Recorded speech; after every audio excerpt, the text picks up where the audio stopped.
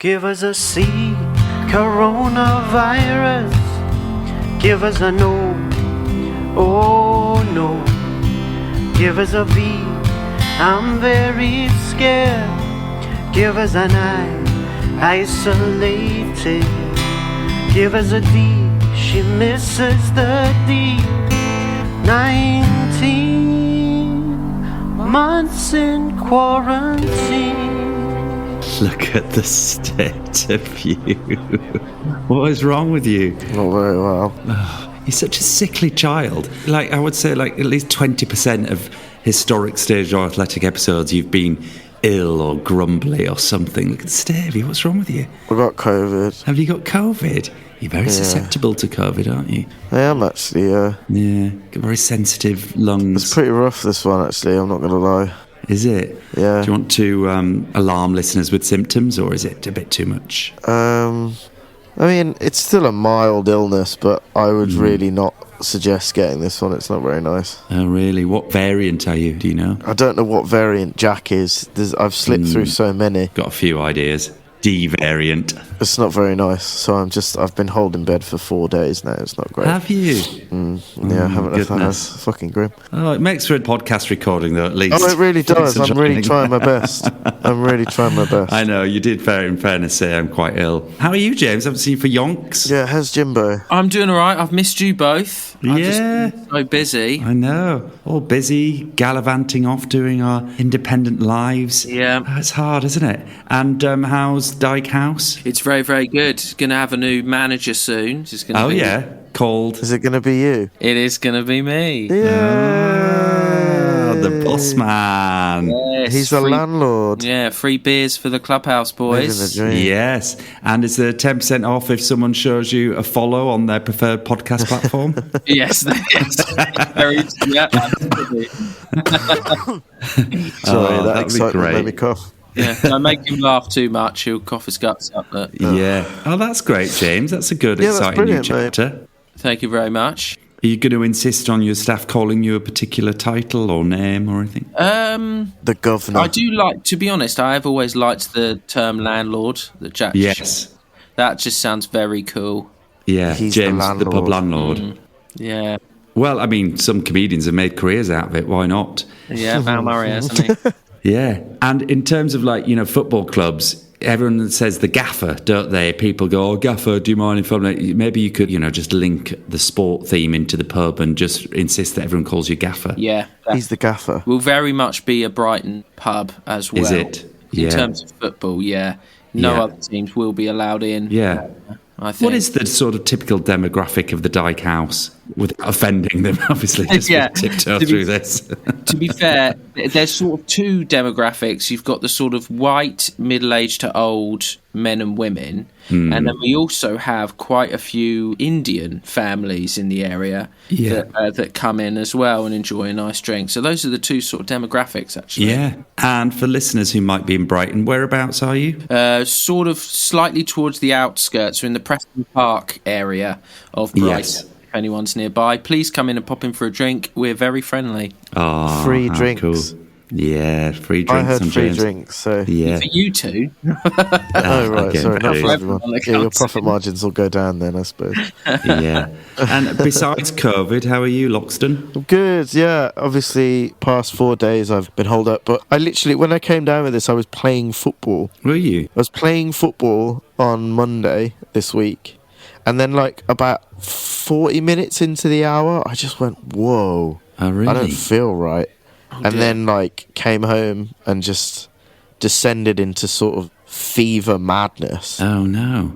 And then, like, just been sort of sat in bed for 4 days now.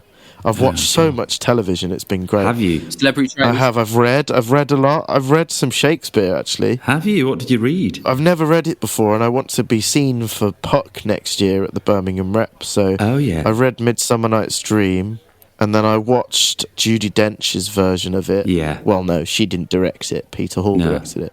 But she gave us her Titania. And so that was enjoyable. I enjoyed that. If we shadows have offended, then all Think is with well this and all is something's mended, yeah. Yes. You'd be a great Puck. I think we've discussed this before. Yeah, I think, like I said to my agent, I was like, why not? Let's try and get seen for it. And she was like, Homecoming okay, yeah, cool. for the Birmingham boy. But I think the sort of the style in which it's going to be done, I don't think it's going to be my casting. Oh, is it on roller skates or something? I think it'll be a bit, I don't know, I obviously haven't met the director yet, if I get in the room, that is, but I feel it'll be quite a youthful version of it, and I think Puck will be quite... It's not going to be Ian Homey, it's going to be... Elfin type, young, yeah, spritey. very young, very sprite. I mean, which I can do, but I think he'll be very young, I think. Yeah. And he's going to be very sort of MC-ish, apparently, so... But you'd be a good mechanical you know, if you're not a Puck. I think you'd be great in the mechanicals. Yeah, maybe. But I'd like to be in... I mean, I'd like to play Puck, I think. Yeah, of course. You aim high. Go for but it. Go for the big anything... deal. What else has happened? Lots of things that I can't talk about. Yeah, you hinted last time, so hold on to that until such time that I shall. You're in the NDA area. But suffice to say, good news on the horizon from a work point of view, so that's great. Yeah, I know that my dad, who is obviously number one listener, is very excited to hear about it. You can tell your He's asking me about he it. doesn't work. He doesn't work for the Daily Mail, does he? I already have, Jack. I was just sort of playing along with the idea, so I have already broken it. He's thrilled for you. If he's listening now, I just want to say it'll be a blink and you'll miss it, I think, in the edit. So, but it's nice anyway. Yeah, but it's not the point. It's going to be a nice little fillip for you, I think. And just to paint a picture for those who aren't watching this on YouTube, then Jack is sort of prostrate, lying down on his back. His chin is sort of immersed deep into his COVID-riddled chest. I'm in bed. He's lying down, looking quite cosy, I have to say. I am cosy. I'm fully clothed because I've still got the chills. Anyway, we've asked about us too. Robert, how the devil are you, mate? Where are we? Yeah, I'm good. It's been a tough week for which I'll talk about another time, I'm sure. But I'm doing, it's the last week of the show, which has been really, really rewarding. I had to miss a couple of performances of it, which again, we'll go into details of that another time. But it's great to be back in it and driving through to the end. And it's just been such a whirlwind. I'm going to be quite sad when it's over, not least because it's a really good company. You know, the pros in the company are so lovely. There's a 5-1 ratio of boys to women, and so the 5 lads are all together in a dressing room, and it's so lovely. We've got, not to be cliche about it, but there's lovely bants in the room. It's very equitable, it's very fun. And we were talking about like sharing dressing rooms versus having your own dressing rooms or just being with one other person. And the fact that all 5 of us are in one room in a line with our bulbed mirrors, chatting along the lines, taking the piss out of each other in rotation, is really, really lovely. And Misha, who is fantastic and plays my character's wife, Jo Baxter, in the play, is so brilliant and would be more than holding her own in the bands. And so she keeps popping her head in and we're like, you should be in here. It's bless. sad that she can't be sort of, I mean, I guess she could be. We've been talking about we should just create a little screened area or something, not that she'd care, but, you know, to not contravene any policies in the building. But it's been really good. And that you raise a point, actually, about dressing rooms as a whole. Do you like having one on your own or do you like sharing? Yeah, I mean, I think the optimum is to be, say, for example, when you're on a tour, which I have done a number of like long tours and you're doing weeklies, be in a pattern where you're sharing with one other person that you like, that you really get on with, having a lovely time. And then every now and then you get to a building where you're giving your own, because there's enough dressing rooms, and you're giving your own, and so you take that little week and there's a bed and you can sort of indulge in having your own space. A bed in a dressing room is a godsend. It's so great, isn't it? Oh, God, so that, I think, is the optimum, so that it's someone you like. Suboptimal is being in a dressing room with someone you don't particularly connect with, and you've been stuck together by the company, and it's assumed that you both get on a lot, and you don't really. You've been bad. I'll put you two in again. That's all right, isn't it? And then you're faced with the dilemma of sort of having a discreet word with the company manager to say, where possible, it would be really great if we didn't have to share a dressing room. And then they've got to invent some reason why that's happening, which is really hard because ultimately I don't invent anything. He's a dick. I'm not sharing a dressing room with him. He is a dick. No way. Yeah. I'm not joking. But you It's had a so great true, dressing though. room buddy for Dear Evan Hansen, didn't you, for a long time? I really did, yeah. Me and Was it Doug, Doug? we were the only people in that building who shared a dressing room in the principal cast. Oh, So yeah. we were a bit like, oh, really? Why And then are we having to actually, share? it was probably a godsend Yeah. for the whole thing. I mean, we got on each other's tits. I think I'm speaking on behalf of Doug mostly because, but I think it came together quite at the end of that job where obviously we'd been through quite a lot and we'd been through COVID and all that kind of stuff.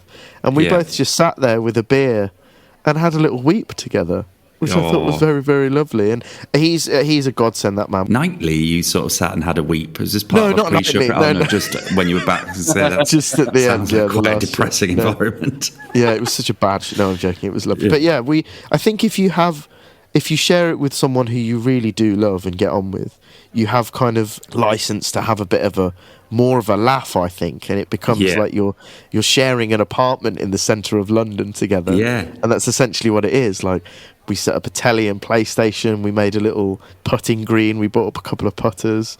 We both bought beds on the company manager's budget, bless him.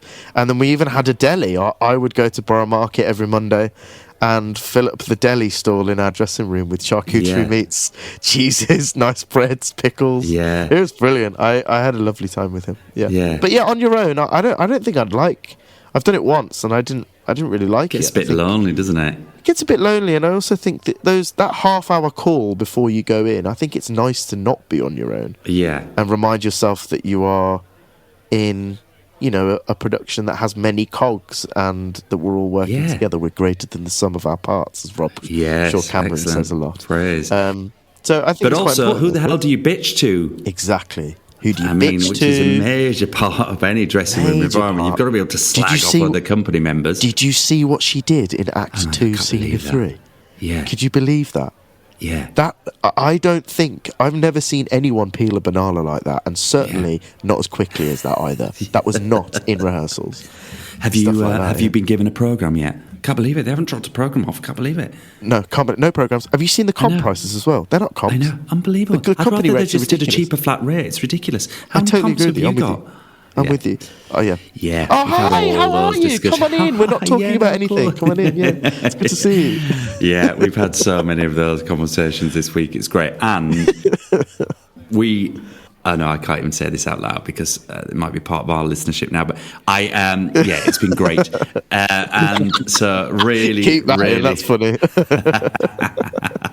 so that's been a lovely, lovely part of it. But yeah, I love a good dressing room, and it's nice. And I put in the recording a couple of weeks ago when we were doing the tech. It's great to set up your little station, isn't it? Yeah. And I mean, obviously, Yeah. I'm anal OCD, so it's setting up, my toiletry areas and putting my cards around my mirror and got some lovely bouquets of flowers and just creating a nice little home from home in your little unit. It's really a little nice. apartment. It's lovely. Yeah, Yeah, it is. it's true. Yeah, it's Nice. really good. How was press night? Were you nervous? Or were you okay?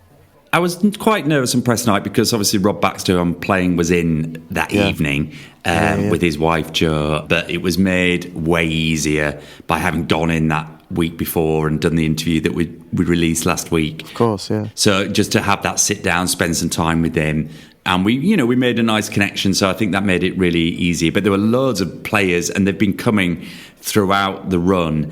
And Brilliant. one of the major parts in the whole Exeter Chiefs story is Gareth Steenson, who was their fly half, kicked winning goals for European Championships and league finals and things. So he's become iconic in Chiefs folklore, and he has moved back to Ireland now, but flew over last wow. weekend on Saturday with his wife and a couple of friends. They flew in on the Saturday, saw the show Saturday night, and were literally back out again on Sunday morning. Wow. But he was such a nice man and was so lovely and was thrilled and just couldn't believe it, really. Thought it was fantastic and found it really, really moving. He was in tears because it talked a bit about his dad and losing his dad in the play and his journey from being dropped by clubs before he came to Exeter.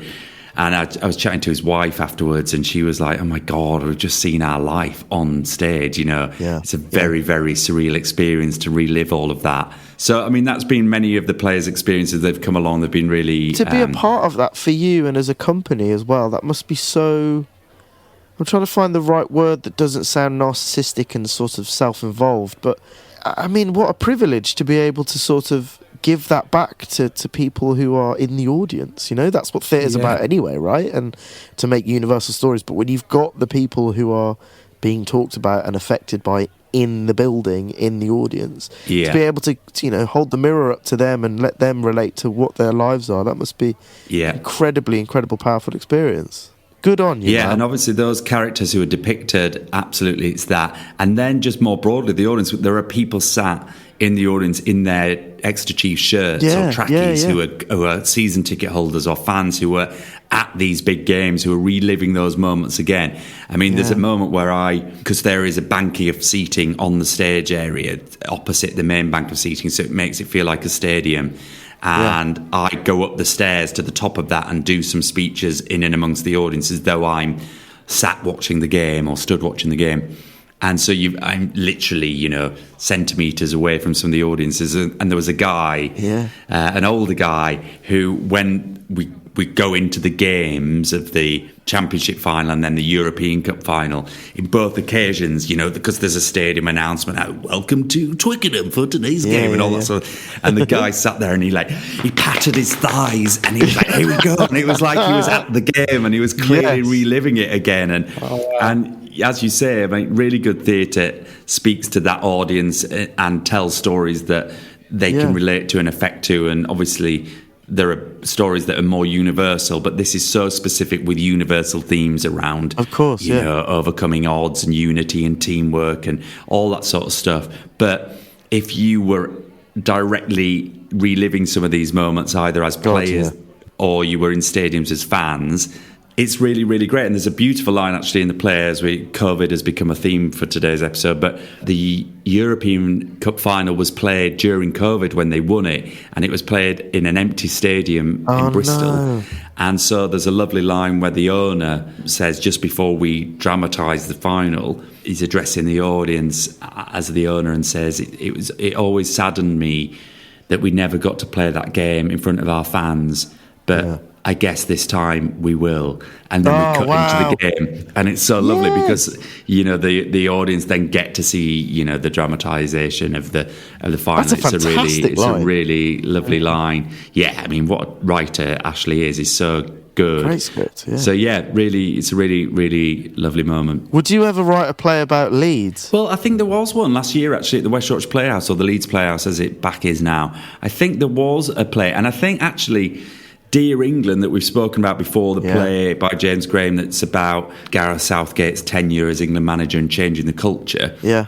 I think that has spawned a lot of these versions of that, of the sports story. There's been one up in Leeds. Obviously, this is a version of that. I think there are others about. What I would say is that in the London Theatre Review, the quote was, in my opinion, this is better than Dear England. I actually said, in my view, this is better than the National's production of Dear England. So that was a great one for the posters and the social media. So, yeah, that's been good. And we had a great Guardian review actually written by Mark Lawson, who...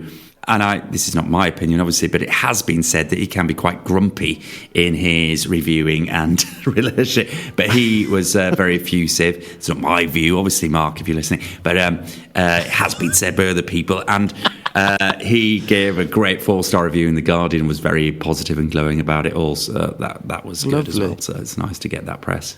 Mate, that's brilliant. It does make you do make a good point that Dear England has sort of ignited this want to do sort of cultural exposés of like big sporting events, and I think it's a great. I mean, obviously, there's been sporting films and everything all throughout, you know, human history, but like certainly not in theatre. And I think there's so many stories that can be translated to the stage that are, you know, involved with sport. I mean, well, just to I hope there's a Lionesses one soon, because actually, a Lionesses one. You know, it really does help in the storytelling when they come to victory at some point. And, totally. That's obviously the case of this X-Men story, but in the Dear England, they never achieve the victory. No. So you don't quite have that cathartic payoff moment for the live audience and the sort of denouement of the story, whereas the Lionesses have got that twice. So I think sod Dear England, let's start focusing on some of those stories. We've got it again with the Red Roses again. Although, that said, actually, was it last year I did the Edinburgh episode? It was, wasn't it? Last year when I went to see our friend Hannah Scott Jarrett, who was in that really good play about the female homeless team that went to the Homeless World Cup, which was really good sporting play and really, really enjoyable. I hope that gets another life. That's a good point. I think I'm just trying to think about the Albion. Which part of Albion's history would be best dramatised? The 3 degrees. Yeah. Their rise to prominence in the team and the fight against racism stuff. That would be very pertinent, unfortunately, still for today's society and world. So maybe I can... should I write? I'm not a very good writer, and I certainly wouldn't do it any justice. The Leeds United one I would like to see, when we won what is now the Championship, the Division 1 came up to the Premier League, which was then Division 1, and it was the season when we had Eric Cantona and Lee Chapman and David Batty and Lee Bowyer and Howard Wilkinson was manager. And the rumour was, again, this is allegedly a rumour, that Eric Cantona and Lee Chapman's wife, Leslie Ash, had potentially had some kind of interaction, was the rumour at the time. I don't know if that's true or been proven, and I'm not a lawyer and we don't have an on-board lawyer, so I'd like to make clear that was just reported at the time. Did you say allegedly? But, you just have to say yes, allegedly. That was reported allegedly. And so that it would be great to actually, as well, letting the sport be the backdrop to the changing room dynamics, because I think in a squad of players of 26 or whatever, not everybody can get on. There's always going to be different personalities, but they're spending time together, living together. So actually going into that world would be quite fun, I think. There's a good... Patrick Marber did The Red Lion, didn't he? He wrote The Red Lion. Yeah. I think that was at the National, but a non-league football team. That's supposed to be very good. Basically, Rob, we'll write a play about Leeds winning the Champions League or something, if you'd like. Well, that'd be great. Let's wait for it to happen. I wanted to ask about... because we haven't had a chance to do this. I know it's slightly outdated as a conversation, but I want to do it anyway. Or have we done this? About the Ryder Cup? We've done Ryder Cup. Did we talk about it when we were on the phone the other day? The thing is, Rob, we could talk about the Ryder Cup until the cows come home, because it was unbelievable. Were you glued to the telly? I only watched the last day. Did you? Oh my God, that was so tension-filled. Which was just terrifying all the way through. From the start of the day, it was like, this is a piece. I cannot wait to see all these Americans crying. And then it's like, hang on a minute. Why is Bryson DeChambeau all of a sudden remembering how to play golf and being a dickhead about it as well? We're in trouble here. Wait a minute. Why are all of our big hitters not bringing home the 2.5 points that we need? What the hell is going on? Tension, wasn't it? It was terrifying. And I did feel a little bit sorry for Shane Lowry that none of those teammates were really around the green when he had that moment, and he was sort of celebrating like he was waiting for 12 other mates to run on and drown him. He never quite got the moment, so he was doing that but without people around him, and it looked quite comically ungainly a little bit, didn't it? It looked like a kid had been picked first for the football team for the first time, and he was sort of running around like, Mum, I did it! Yeah, that sort of thing. It was quite funny. And Mum was sort of busy putting things into the boot of the car. I can see you, darling, well done. Yes, don't worry, well done. In a minute, darling. Yeah, it did feel a little bit like that. And, as the Theatre of Sport podcast, it's good to highlight the heroes and villains in this particular narrative. But I did feel like Keegan Bradley was a bit of a knob, wasn't he? Yeah, he can fuck off, mate. He can absolutely do one. I can't say it any other differently. He can absolutely do one. And I'm sorry, I loved... Some people were saying not in commentary, but since it's over in hindsight, it was like, well, actually, some of the Europeans shouldn't have added bit back and added to the crassness of it all that the Americans brought. And I'm like, fuck off. They were absolute knobheads. They can give it if they can't take it. They can bugger off. I think Rory McIlroy... and the strength of character to stay restrained. I cannot at all blame Rory McIlroy. No way. Fuck off. Fuck off. Yeah, I want you out. I want him out.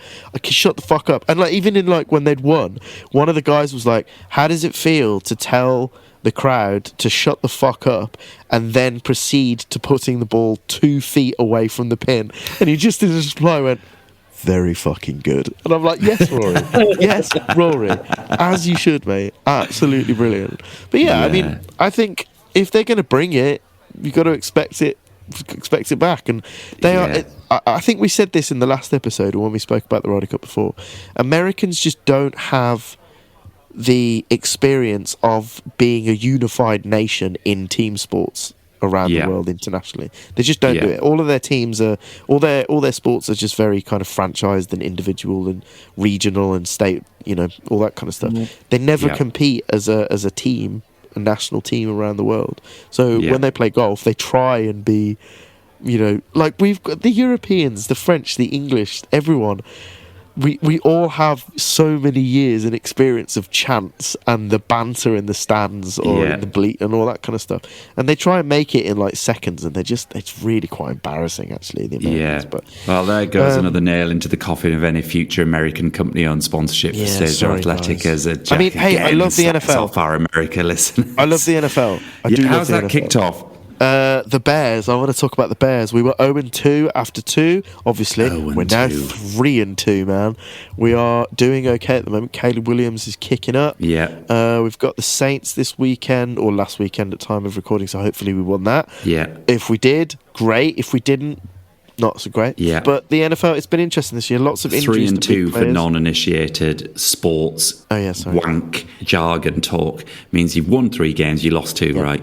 Sorry, that's 3-2. Talk.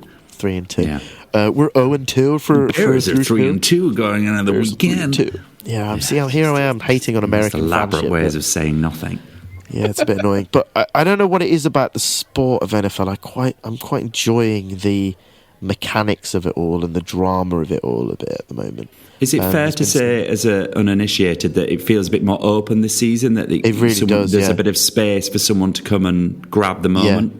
The Eagles haven't been as good as they could be. I mean, we're still quite early on in the season. It's week 6 this weekend, I think, or last weekend that's just gone. And the Eagles haven't started that great. The Detroit Lions are back in the frame again. They're doing well. They always sort of are, though. They always sort of are. Since I've been a fan, they're always playoff contenders, but they always seem to fall at the last. But the Tampa Bay Buccaneers have been doing very well.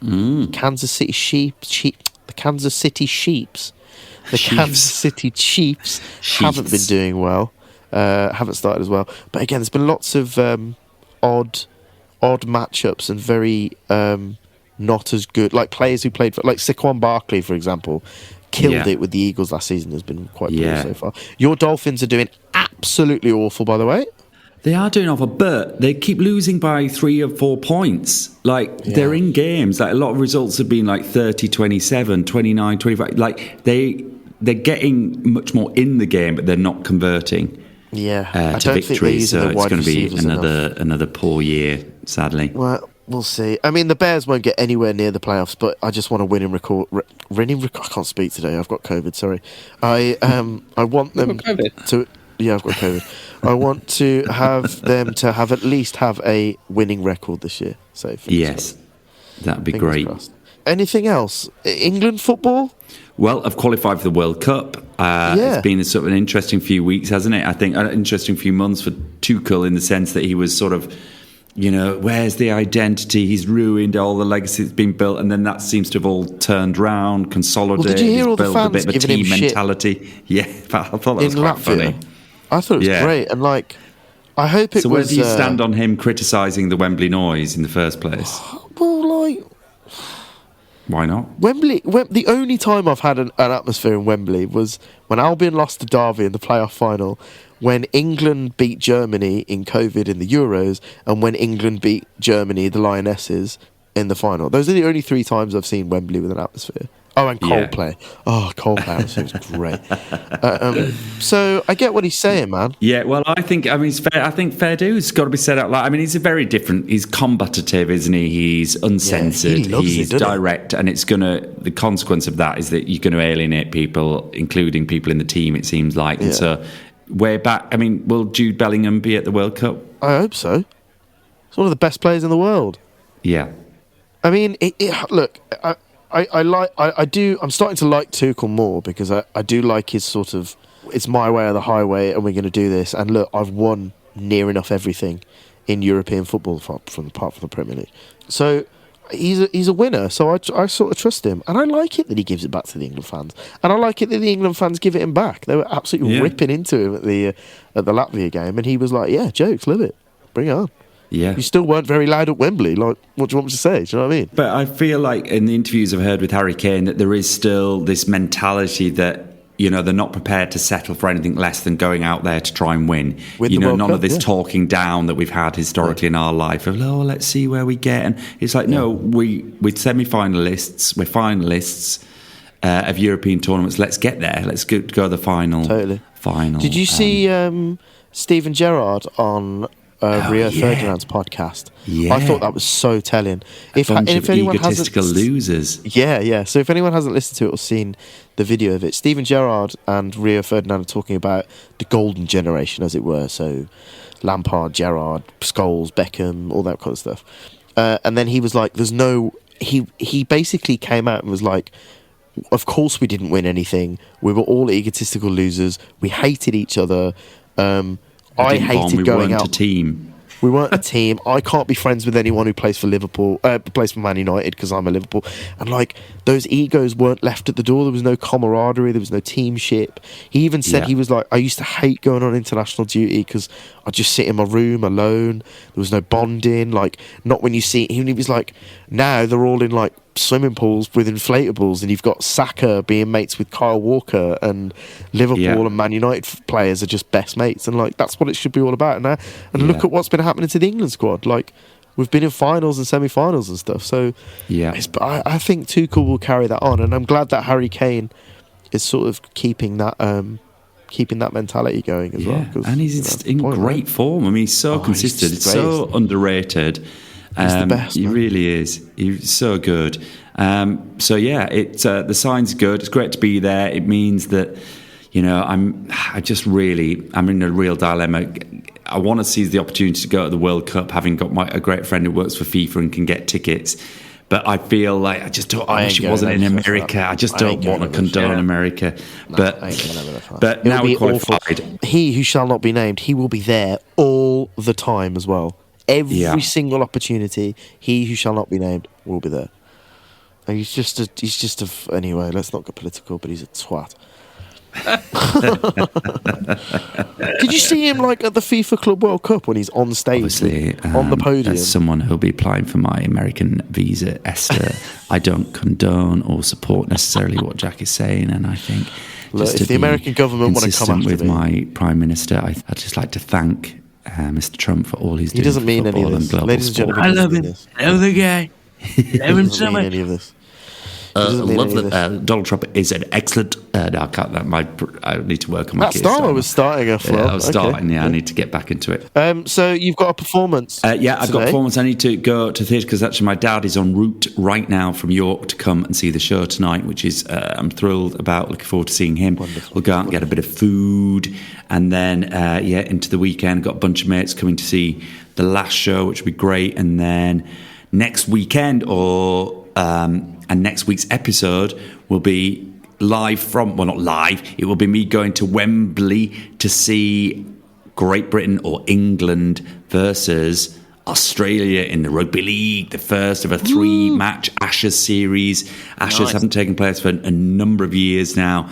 Great games, a lot of memories from my childhood going to these Ashes games, and it's a strong England team, it's a strong Australia team. There should be great games. I didn't even know they were called the Ashes. Yeah, it's the Ashes. It's always been called the Ashes. I guess like all these Australian Britain interactions. Wembley is really sold. It's not sold out, but there are still tickets available. But it's going to be a good crowd. Good. Ellen Road is sold out. Is it Ellen Road or Headingley? I think it might be Ellen Road. And then the Hill Dickinson Stadium is hosting one of the tests as well, and that is all sold out. Nice. So that is great. So it's going to be good. It'll be on the telly. Chappers will be hosting, no doubt. Love you, Mark. You bloody love Chappers. You bloody love Chappers. And it's going to be great rugby league. It's going to be great rugby league. The Premier League is back. Leeds are playing Burnley in a big game. This will be actually just... Yeah, it's already just taken place. Yes, we're recording this on the Friday. So that's this weekend. Who West Brom got? We've just played Preston at home, and we're playing. How did What that day go? does this go out? Tuesday. Yes. So we've got someone tonight or tomorrow night. I can't remember. Doing well though, eh? Well, are we? We're doing okay. We're doing okay. We will come up short because we won't score enough goals this season. So yeah, we'll see. We'll see what happens. We've got Watford tomorrow night away. Do you want to go? Might be a bit busy. Yeah, fair. Brighton are at home to Newcastle, James. Yes, so you they might are. get some punters in the pub. Bloody Do you hope get so. sort of pre or post match? You'll get some Geordie lads late. All right, late. I've got one of the beers that we stock have got a booth at the Brighton Stadium. Oh, yeah. So the woman from the brewery came in and said that I can come and watch a game in January, so I'm very excited for that. Oh, great. Look That'd be at good. this. Look at you, eh? Yeah, and you need to wangle maybe the odd extra ticket there. Yeah, and maybe absolutely. what you could, the game that you might pick there, James, might be Brighton versus Leeds. Yes, I think that's a good So idea. that'd be the one to go along to. Yes? Yes. Very good. All right, then. Well, why don't you cozy up, Jack, settle in for a weekend? Have you, just quickly, what telly have you been watching? You said you watched loads. Not in order. Traitors, Scrubs, Midsummer Night's Dream, Star Trek. What else have I been watching? I think that's it. Oh, South Park. I've been catching up on South Park because they've been doing a good.